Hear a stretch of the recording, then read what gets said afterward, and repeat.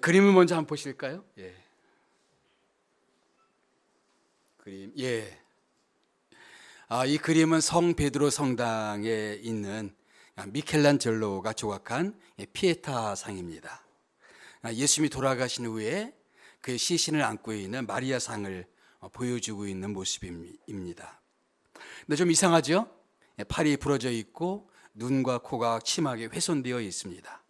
이 사건은 1972년도 5월 21일 날 있었던 사건입니다. 그 당시에는 안전장치가 지금처럼 잘 되어 있지 않았기 때문에 어떤 사람이 주머니에 작은 망치를 숨겨가지고 들어가서 그 당시 들어가자마자 오른쪽에 있었는데 사정없이 피에타 상에게 망치를 내리치기 시작했습니다. 그래서 사람이 제지하기까지 15번을 내리쳤는데 피에타 상에 200조각 이상으로 조각나 버렸어요.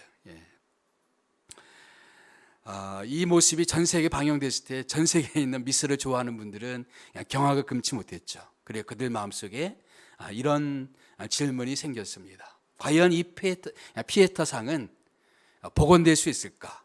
회복될 수 있을까? 하는 그런 질문이었습니다. 우리 인생에도 우리가 소중히 여기는 어떤 것들이 부서지고 망가지고 훼손되는 그런 경험들을 하게 됩니다. 가정이 망가지고 인간관계가 깨어지고 그리고 내 가까이 했던 사람들과 멀어지고 그리고 교회 안에서 나눔을 경험하고 그리고 내 직장에서 혹은 내 삶의 터전에서 이런저런 훼손, 망가짐을 경험하는 그런 경험들을 우리들도 할 수가 있어요. 그때 우리들 마음속에도 그런 질문이 떠오릅니다. 과연 우리는 회복될 수가 있을까?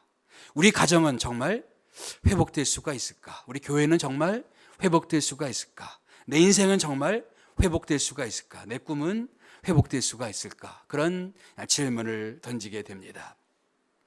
이 똑같은 질문을 주전 약 500년대 살고 있었던 유대인들 마음속에도 있었습니다. 주전 586년에 남왕국 유다가 멸망했습니다.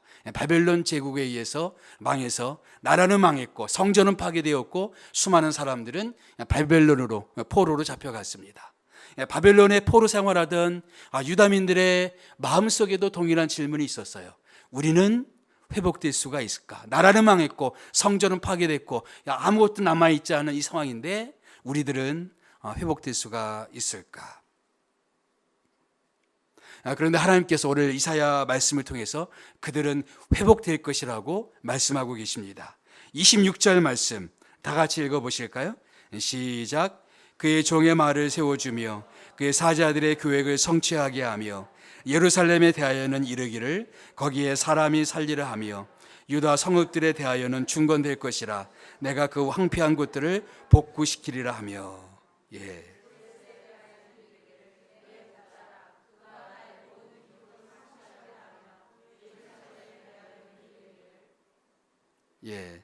아직 거기까지 읽지 않아도 되는데 아멘. 아멘. 그의 종의 말을 세워지며 그의 사자들의 계획을 성취하게 하며 그의 종들 선지자들을 통해서 하나님은 이스라엘 땅은 또 이스라엘 백성들은 회복될 것이다 라는 약속을 주셨습니다. 이사야를 통해서 예레미야를 통해서 혹은 에스겔을 통해서 유다 민족들은 다시 회복될 수가 있다라고 약속해 주셨습니다. 그리고 거기 보면 유다 성읍들은 중건될 것이고 그 황폐한 곳들은 복구될 것이다. 그래서 예루살렘 사람들은 다시 거기에 예루살렘에 사람들이 살게 될 것이다 약속해 주십니다. 사람들이 떠나가서 더 이상 아무도 살지 없는 버려진 땅 예루살렘에 이제 다시 사람들이 몰려와서 거기가 도시가 되고 사람들이 많이 살게 되는 그런 도시로 회복될 것이다 라는 약속이 있죠. 거기에 대한 보다 구체적인 내용이 조금 전에 읽었던 고레스에 대한 내용이죠. 고레스는 이방의 왕입니다. 그런데도 불구하고 하나님께 쓰임받는 도구라는 측면에서 내 목자라고 칭해집니다. 하나님은 고레스를 통해서 유다 민족을 다시 돌려보내세요. 또 버려진 유다 성읍들을 재건하게 허용해 줍니다. 그리고 유다 백성들이 돌아갈 수 있도록 해주고 성전이 재건될 수 있는 도움을 주게 됩니다. 회복에 대한 약속이었습니다. 그런데 바벨론 땅에 살고 있었던 유다 백성들의 입장에서 보게 되면 이 말씀을 들었을 때 이 말씀은 본인들의 상황과는 너무나 거리가 먼, 너무나 요원한 말씀이었습니다. 그들의 현실을 보면 너무 암담했어요. 그들을 이끌어줄 만한 지도자는 보이지가 않고 나라를 세울 만한 경제력이나 군사력은 있지도 않는 이런 상황 가운데서 어떻게 우리나라가 회복될 수가 있겠는가라는 생각들이 그들 마음속에 있었던 것 같습니다. 때로 우리도 동일한 생각을 할 수가 있습니다. 우리는 성경을 보면서 어떤 위로의 말씀들을 접하게 됩니다. 하나님의 능력의 말씀, 약속의 말씀, 우리를 도와주시겠다는 말씀들을 접하게 됩니다. 그렇지만 내가 처해 있는 현실은 너무 암담하고 너무 깜깜하고 빛은 보이지가 않고 길은 보이지 않는 그런 상황들을 접하게 될 때 과연 이런 현실 속에서 하나님의 약속대로 내가 회복될 수가 있겠는가, 이런 질문을 우리도 던지게 됩니다. 그런데 우리 본문 말씀을 보게 되면 우리에게 회복이 가능한 세 가지 이유를 우리에게 얘기해 주고 있습니다. 첫 번째 이유, 우리를 잊지 아니하시는 하나님 때문에 회복은 가능하다라는 것입니다.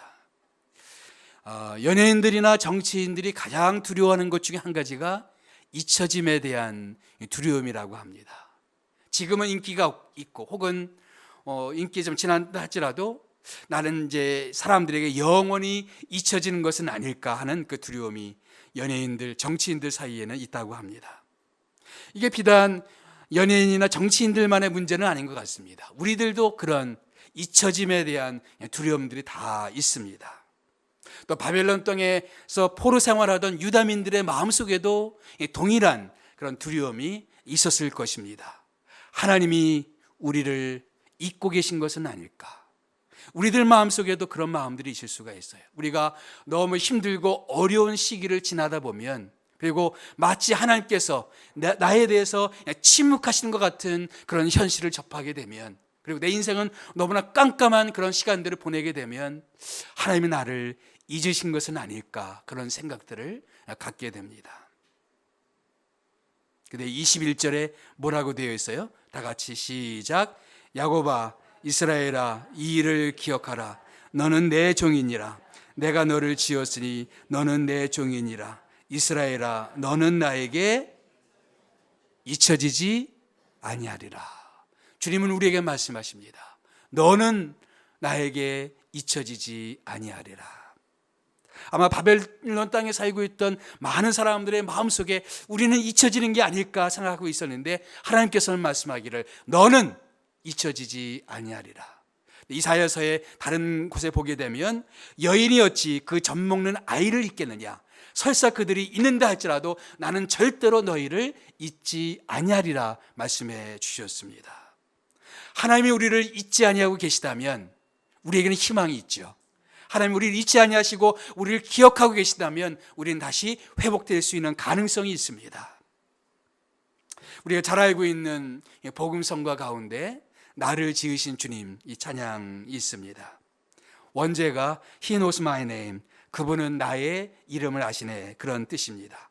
토미 워커라는 그런 찬양 사역자가 지은 노래인데요, 1997년도에 토미 워커가 필리핀에 단기 선교를 갔다고 합니다. 거기 한 고아원을 방문하게 됐는데 한 꼬마아이가, 7살 된 꼬마아이가 토미에게 와서 아저씨, 제 이름은 제리예요. 예, 아 그렇구나, 넌 제리구나. 내 이름은 톰이야. 아 그럼 우리는 친구죠? 이렇게 말합니다. 뜬금없는 말에 어떻게 돼? 그래 우린 친구지, 이렇게 얘기했습니다. 1시간쯤 지난 후에 그 꼬마아이가 다시 찾아옵니다. 아저씨 제 이름 기억하세요? 아 그래 너 제리 맞지? 예, 제리예요. 내 이름 톰이야. 아저씨 우리 친구 맞죠? 그래 친구 맞지. 그래서 토미가 그를 안아주면서 우리는 친구야, 이렇게 이야기해 줬답니다. 그 순간에 갑자기 하나님 생각이 났다는 거예요. 내 이름을 아시는, 내 이름을 기억해 주시는 주님. 그래서 그 가사가 어떻게 돼요? 나를 지으신 주님, 내 안에 계셔 처음부터 내 삶은 그의 손에 있었죠. 내 이름 아시죠? 내 모든 생각도, 내 흐르는 눈물 그가 닦아주셨죠. 그는 내 아버지, 난 그의 소유, 내가 어딜 가든지 날 떠나지 않죠. 내 이름 아시죠? 내 모든 생각도 아바라 부를 때 그가 들으시죠. 우리 토미 오커의 목소리를 한번 이 찬양 들어보겠습니다.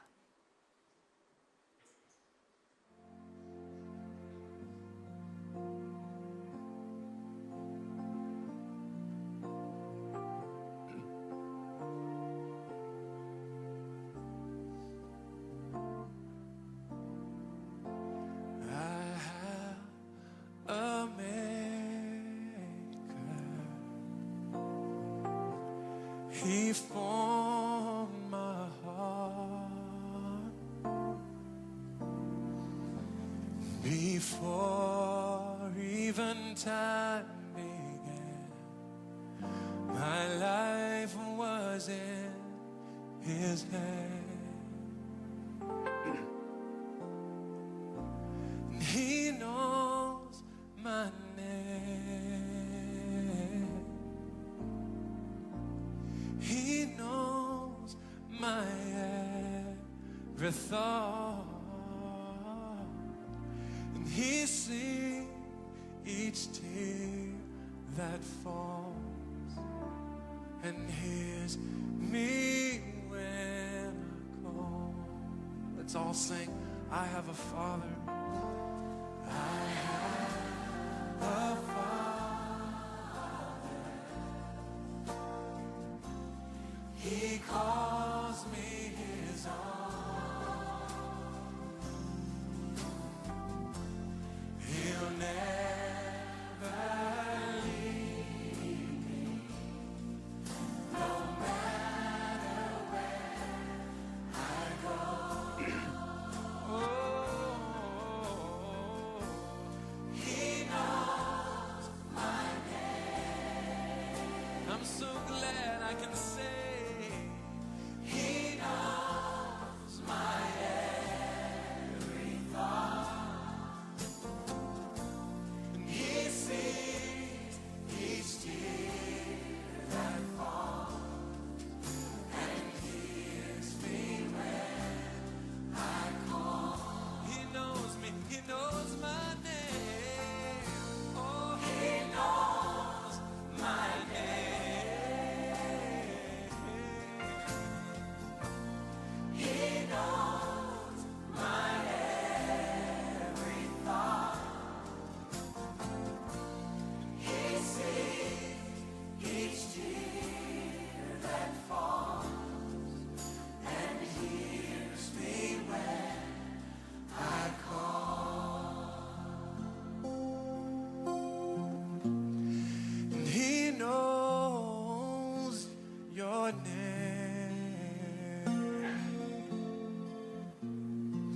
He knows your every thought,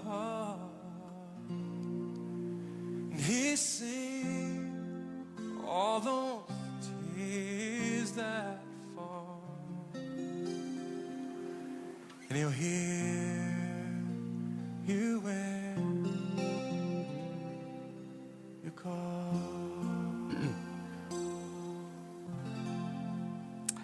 하나님은 우리를 잊지 아니하시는 하나이십니다. 그분은 우리의 이름을 아시고 내 모든 생각들도 아시고 또 내가 흘리는 눈물도 다 알고 계시는 그런 하나님이십니다.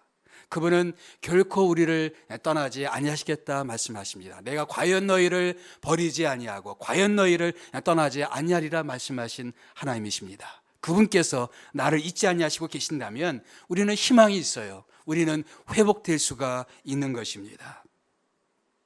우리가 회복될 수 있는 두 번째 이유가 있다면 우리를 용서하시는 하나님 때문입니다. 하나님은 우리를 잊지 아니하실 뿐만 아니라 우리를 용서해 주시는 하나님이세요. 유다인들이 바벨론에 끌려가게 된 것은 그들의 죄 때문입니다. 하나님은 선지자들을 통해서 그들의 죄에 대해서 지속적으로 경고해 왔었습니다. 그럼에도 불구하고 사람들은 돌이킬 줄 모르고 회개할 줄 몰랐습니다. 우상을 버리지 못했고 간음의 죄에서, 음란한 죄들에서 떠나지 못했어요. 결국 하나님은 이들을 바벨론 사람들의 손에 넘기셨습니다. 그들의 죄 때문이었습니다. 그런데 22절 말씀 우리 다 같이 한번 읽어보실까요? 시작. 내가 내 허물을 빽빽한 구름같이 내 죄를 안개같이 없이 하였으니 너는 내게로 돌아오라. 내가 너를 구속하였습니다. 너희들의 죄가 빽빽한 구름처럼 많다 할지라도, 또 자욱한 안개처럼 그렇게 많다 할지라도 나는 너 그 죄를 다 없이 하겠다, 용서하겠다, 죄를 사하겠다 약속해 주십니다. 우리 찬송가, 옛날 찬송가에 보게 되면 목보다도 더 검은 죄로 물든 이 마음 흰 눈처럼 깨끗하게 씻어주신다는 그런 찬양 가사가 있었죠. 우리들의 심령이 그렇죠. 우리들은 주 앞에 죄로 가득한 그런 인생을 살아가고 있었습니다. 오늘 이 말씀 보게 되면 하나님께서 이들의 죄를 용서해 주시는 것이 이들이 용서받을 만한 무슨 근거가 있었기 때문에 이들의 죄를 용서해 주시는 것이 아니었습니다. 어떤 선함이 있었기 때문에, 혹은 이들이 좋은 일들을 많이 했었기 때문에, 혹은 이들 마음속에 어떤 공로가 있었기 때문에, 혹은 주님을 향한 어떤 열심이 있었기 때문에 이들을 용서하신다는 말씀이 아닙니다. 오늘 말씀을 가만히 보면 하나님이 그저 이들을 용서하기로 작정하셨기 때문에 이들이 용서될 수가 있었던 것입니다. 이것이 우리에게 복음이에요. 만약 우리가 우리의 선함으로 용서받을 수 있다면 여기 희망 있는 사람은 아무도 없어요. 구원받을 수 있는 사람이 아무도 없습니다. 우리는 다 우리의 죄 때문에 심판을 받아 마땅한 사람들입니다. 그런데 하나님이 우리를 용서하기로 작정하셔서 누구를 보내셨어요? 예수님을 이 땅에 보내셔서 그 예수님의 십자가를 통해서 우리를 구원해 주셨습니다. 우리는 선함이 없고 자격이 없고 아무런 것도 없는데도 불구하고 하나님은 우리를 사랑해 주셔서 우리를 용서하기로 작정해 주셨습니다. 가끔 사람들을 만나다 보면 마치 자신들이 무슨 자격이 있어서 용서받은 것처럼, 구원받은 것처럼 잘못 생각하는 분들이 있어요. 이런 사람들은 하나님의 진정한 구원에 이르지 못할 뿐만 아니라 인생 가운데서도 자기가 무슨 자격이 있는 것처럼 생각하는 사람들은 여기저기 많은 문제들을 일으키는 것을 볼 수가 있습니다. 김성년 씨가 쓴 지혜자의 노래라는 책이 있어요. 거기에 흑자 인생이라는 책이 있는데, 그 챕터가 있는데 이런 대목이 있습니다. 스스로 자격이 있고 잘났다고 생각하면 그 순간부터 공로주의가 되고 맙니다. 나는 당연히 대접받아야 하고 만약 그렇지 못하면 불행하다고 생각합니다. 이 부부간에도 그렇습니다. 나는 잘났는데 상대방이 못났다고 생각하는 사람이 있습니다. 참 불쌍한 사람입니다. 평생 적자 인생입니다. 나는 부족한 사람인데 배우자 덕분에 산다고 생각해야 흑자 인생입니다. 우리 옆에 있는 사람들에게 당신 때문에 삽니다 한번 말해보세요. 여러분이 흑자 인생을 사시려면 자꾸 그 얘기를 하셔야 된다는 거예요. 근데 자신이 무슨 자격이 있는 것처럼, 자격이 있어서 구원을 얻은 것처럼 생각한다면 우리는 구원을 얻을 가능성이 없습니다. 여러분, 사람이 어떤 자격으로 구원받을 수 있는 사람이 있습니까? 아무도 없어요. 너희가 그 은혜를 인하여 믿음으로 말미암아 구원을 얻었나니 이것이 너희에게서 난 것이 아니요 하나님의 선물이라. 행해서 난 것이 아니니 누구든지 자랑치 못하게 함이니라. 우리는 우리의 행위 때문에, 공로 때문에, 우리 선행 때문에 구원받는 게 아니에요. 우리는 철저하게 우리는 아무런 자격이 없는데 하나님이 그런 우리를 불쌍히 여겨주셔서 우리에게 구원을 주시기로, 용서하기로 작정하시고 우리를 만나기를 원하셨습니다. 만약 우리의 자격 때문에 구원받을 수 있다면 우리는 희망이 없어요. 아무리 우리가 선을 많이 쌓아도 구원 얻을 가능성이 없습니다. 마찬가지로 만약 우리의 자격 때문에 우리가 회복될 수 있다면 우리는 희망이 없습니다. 우리가 아무리 노력하고 아무리 했어도 여전히 우리는 우리의 부족함을 발견하게 될 것입니다. 가정의 회복을 위해서, 교회의 회복을 위해서, 관계의 회복을 위해서, 우리가 망가진 것들을 회복하기 위해서 우리가 애쓰고 애쓰지만 우리의 노력은 늘 부족할 것입니다. 우리의 노력의 회복이 우리의 노력에 근거한다면, 거기에 기초한다면 참된 희망은 없어요. 그런데 오늘 이 회복의 근거가 뭐예요? 우리의 선행이 아니라, 우리의 자격이 아니라, 우리의 공로가 아니라, 우리의 노력이 아니라 뭐 때문입니까? 우리를 용서하기로 작정하신 하나님의 은혜 때문에 회복되는 겁니다. 내가 너희들의 죄를 용서하겠다. 너희의 죄가 빽빽한 구름처럼 그렇게 많다 할지라도, 자욱한 안개처럼 그렇게 앞이 보이지 않을 정도로 그렇게 많다 할지라도 내가 그 안개를 없애듯이, 빽빽한 구름을 없애듯이 너희들의 죄를 용서하겠다.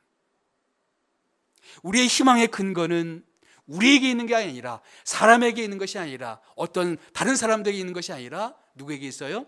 우리를 은혜로 은혜로 대접해 주시는, 또 우리를 받아주시는 하나님에게 있는 것입니다. 거기에 희망이 있어요. 우리만 바라본다면 실망할 수밖에 없고, 옆에 있는 사람을 바라보면 역시 실망할 수밖에 없습니다. 여러분, 사람들은 결코 희망의 대상이 아니에요.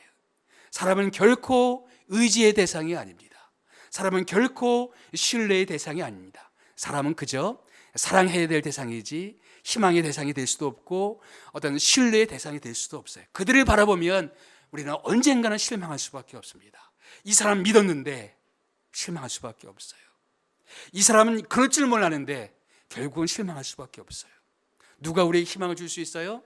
결코 우리를 잊지 아니하시고 우리를 있는 그대로, 우리가 부족하면 부족한 대로, 연약하면 연약한 대로, 죄인이면 죄인 대로, 그대로 있는 그대로 나를 용납해 주시고 받아주시는 그 하나님.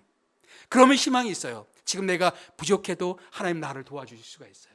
지금 내가 연약해도 하나님은 내 삶 가운데 찾아오셔서 내 인생 가운데 개입하셔서 내 문제를, 내가 망가뜨린 내 문제를 해결해 줄 수가 있습니다.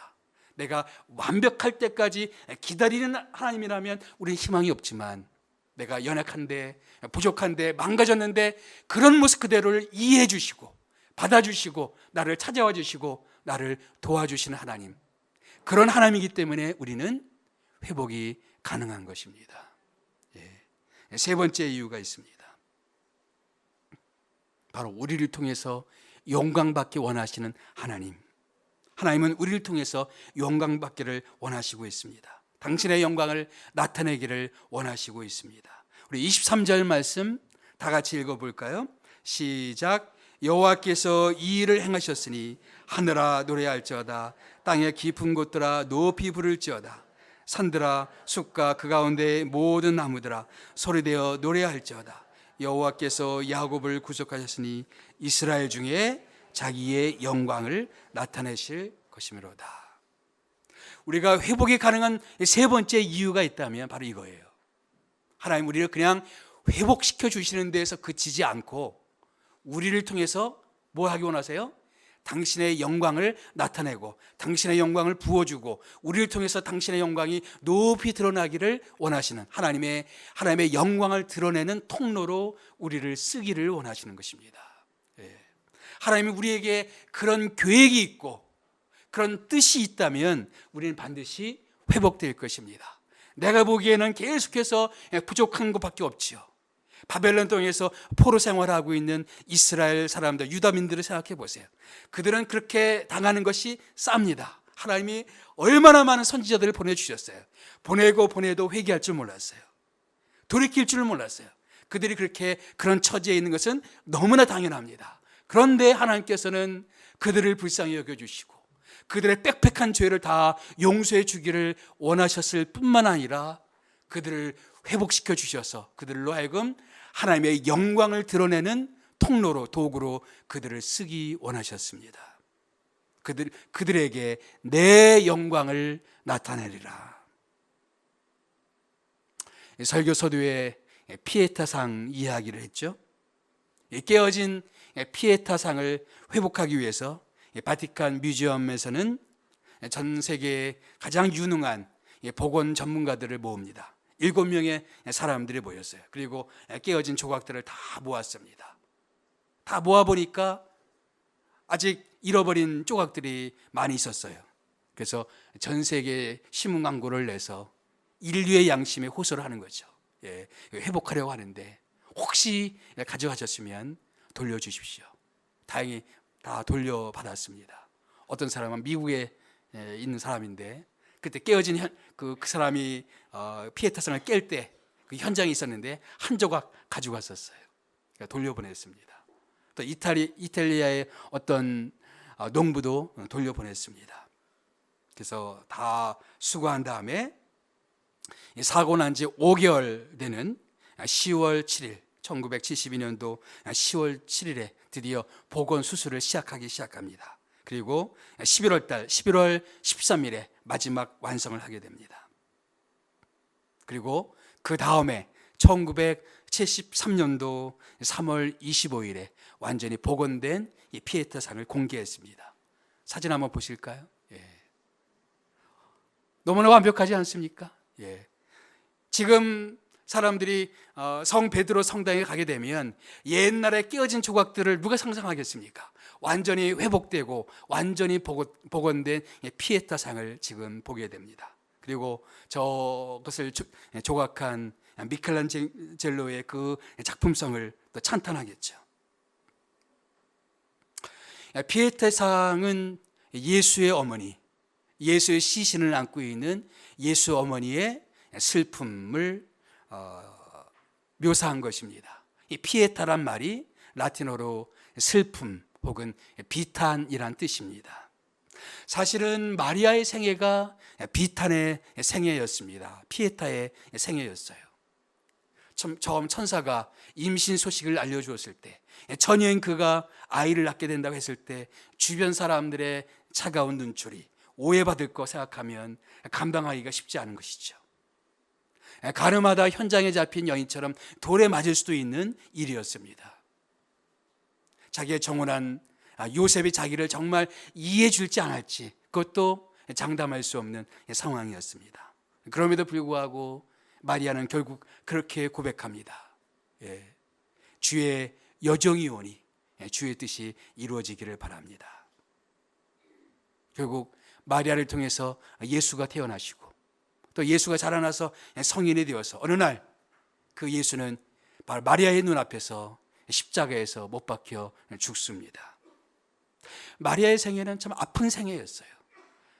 임신 자체도 사람들에게 많은 힘겨운 그런 눈초리를 겪어야 됐고 자신 낳은 아들이 십자가에서 못 박혀 죽는 그 현장에 있어야 되는 그것도 깊은 아픔이었습니다. 그런데 여러분, 이 마리아를 통해서 이 땅에 오신 예수님, 그분은 우리의 구세주가 되어 주십니다. 그 예수님 십자가에서 피 흘려 죽으신 그 예수님, 마리아에게는 아픔이고 슬픔이고 고통이었지만 예수님이 그 십자가에서 죽으셨기 때문에 우리는 그 예수님의 십자가 때문에 죄의 용서를 받을 수가 있었고 그 예수님 때문에 우리는 하나님의 영생을 선물로 받을 수가 있게 되었습니다. 마리아가 처해 있는 것들은 피에타였어요. 고통이었고 슬픔이었고 비탄이었습니다. 그러나 하나님은 그 마리아의 비탄을 하나님의 영광으로 바꿔주셨어요. 그래서 그를 통해 태어난 예수가 인류의 구세주가 되어주셨습니다. 마찬가지로 우리가 겪고 있는 피에타, 우리가 겪고 있는 슬픔, 우리가 겪고 있는 깨어짐, 우리가 겪고 있는 우리의 망가진 모든 상황들, 우리에게는 고통일 수가 있고 우리에게는 슬픔일 수가 있어요. 그러나 하나님은 얼마든지 우리의 슬픔을 기쁨으로 바꾸실 수 있는 하나님이시고 우리의 깨어짐을 온전한 회복으로 만들어줄 수 있는 하나님이십니다. 우리가 고통당하는 우리의 고통을 하나님의 영광스러운 사건으로 바꾸실 수 있는 능력이 하나님이세요. 내가 너희에게 내 영광을 나타내리라. 하나님이 우리가 지금 겪고 있는 이 고통을 그렇게 바꾸기 원하신다면 가능한 것입니다.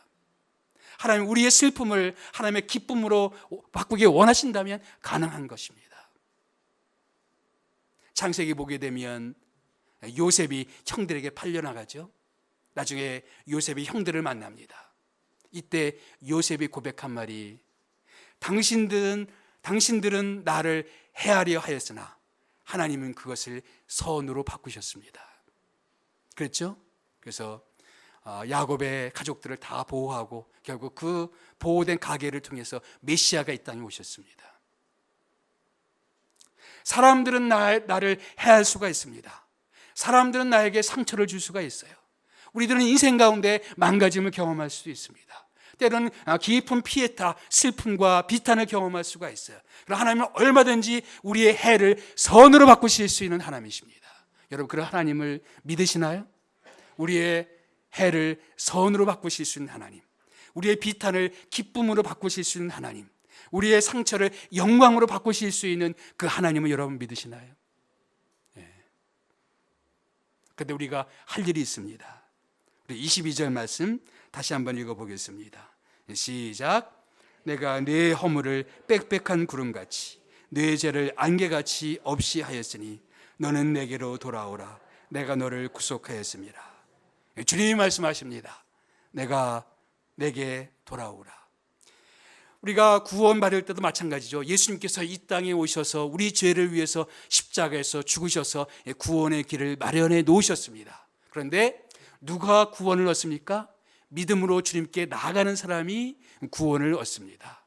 마찬가지로 하나님 우리를 잊지 아니하시고 우리를 용서하시고 우리를 통해서 큰 영광을 나타내기를 원하십니다. 그런데 누가 회복을 경험할 수 있을까요?